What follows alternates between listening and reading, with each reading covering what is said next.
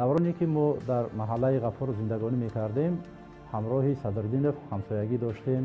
Он касоро ман хуб мешинохтам, фарзанди он касро ман дарс додагӣ ҳастам. муҳаммад иқбол соҳиби якчанд хонаҳо ҳаст.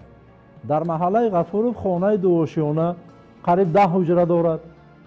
дар кӯчаи Маданият хонае ки 23 ҳуҷра дорад, хонаи бо ҳашамат. дар кӯчаи Ҷалилов 2 ҳавлӣ, дар кӯчаи Ҷалолиддини Румӣ хонаи баландушона.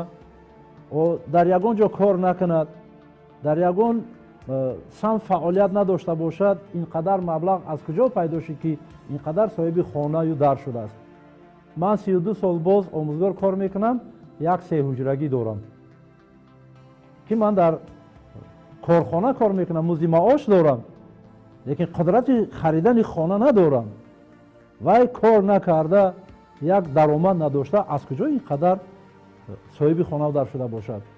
болои ин дар ҳамаи хонаҳое ки вай соҳиб гаштааст, одамони хориҷӣ иҷора шинодааст ва ҳамаи маблағҳое ки аз иҷора мегирад, вай ба давлат андоз намеспорад.